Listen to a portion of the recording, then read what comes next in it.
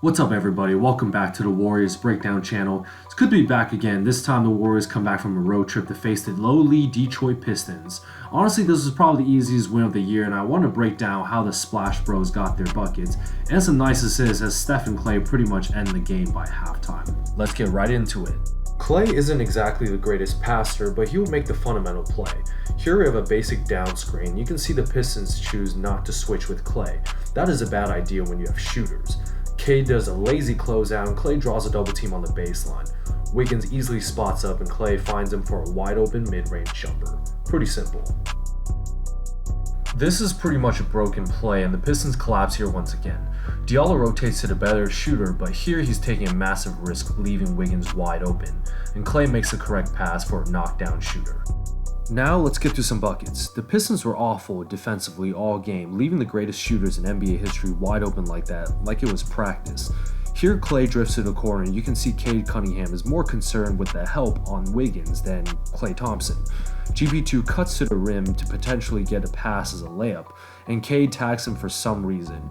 Here you can see him pointing at Klay telling Diallo to switch, but this slight miscommunication is all the Warriors needed. Wiggins smartly rotates, and Steph swings to an open Klay for three. Diallo rotates way too late for the closeout. If you watch the Warriors, you know this is their go-to split action. Often we see Draymond in the post, but here GP2 acts as a decision maker. Looney drops the ball down to the post and sets a pick for Steph to go to the sideline. The Warriors wanted to abuse the big on defense the whole game since Isaiah Stewart was playing drop defense. Here he is actually in a decent position, but once Looney cuts to the rim for the second option, Corey Joseph is trailing Steph way too much due to the screen. This is an easy in-rhythm three. We're slightly past the first half of the first quarter and the Pistons are already losing grip of the game. Looney is trailing back here and you know Stewart is sinking to the paint. I want to point out here that Steph knows this and points the ball to be swung up to the top of the key. Porter Jr. throws it to Looney and Looney immediately sets a screen and dribble handoff. Steph catches it going to his right, and at this point Stewart is just too late.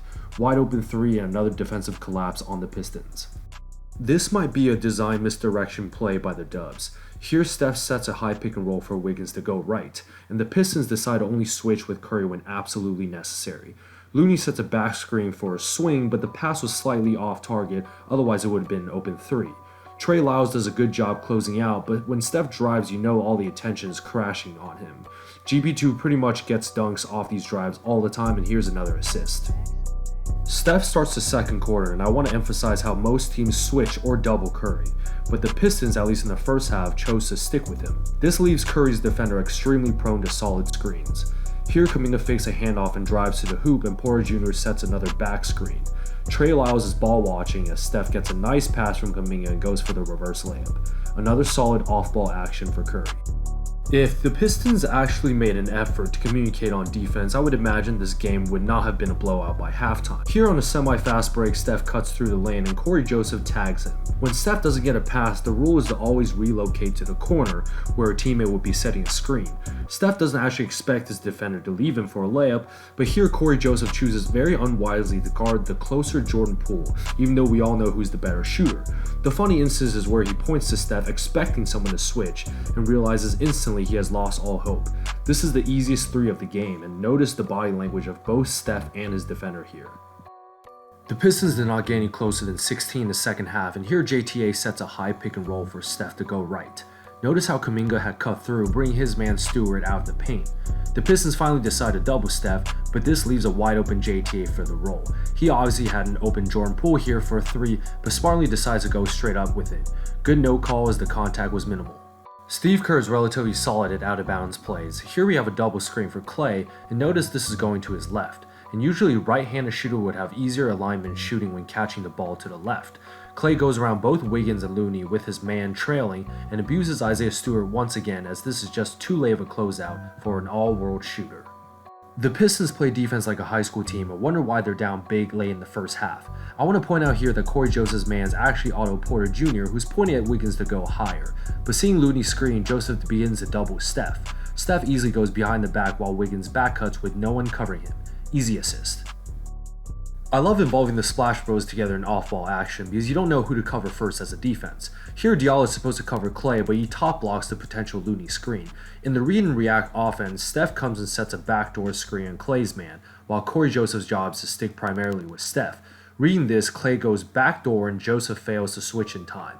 Porter Jr. could have gotten this ball to Clay a little earlier, but he gets to reverse layup. You would think the Pistons learned their lesson, but they're the Pistons for a reason. We have another down screen for Clay as Wiggins comes to set the pick. Seeing this, K decides to top block once again. This is just simple read by Clay, since Wiggins' man is unable to switch. This time Curry hits him with an on-time pass for a wide open backdoor layup. Isaiah Stewart was aggressive the whole night and the Pistons' best player, but the Warriors were still going to abuse him on defense. It's funny because he actually calls out the screen right here, but Looney sets an insanely high pick and roll, and this is just too much space for the greatest shooter of all time from 30 feet. The end of the first half had the highlight of the game as the Warriors come up with a steal. JTA grabs a loose ball. You can see both GP2 and Clay pointing downhill. JTA tosses the ball down the court, and honestly, Clay probably got away with a travel here, but shot fakes and sidesteps to an open three to end the half. Steph is absolutely loving the return of the Splash Bros. Well, there you have it guys. The Splash Bros put on a show in the first half and weren't really needed after then. It was great to see Clay share the ball so well and still confident enough to shoot the shots that we know he's capable of making. Now it's more of just getting in rhythm and waiting for Draymond to come back fully healthy and complete the trio. The Pistons were absolutely horrendous on defense all night, and this is more or less a practice game to get Steph out of his slump and for smaller role players like Kuminga and Moody to get more reps. When you're that good, you kind of start toying around with NBA defenders for fun in a blowout anyways. Appreciate you guys watching and loved how it was the first time seeing the Splash Bros play an efficient game together. Hope you guys like the individual breakdowns and see a sample of how defenses will game plan for the Splash Bros in the future. Leave a comment and subscribe, and see you guys next time.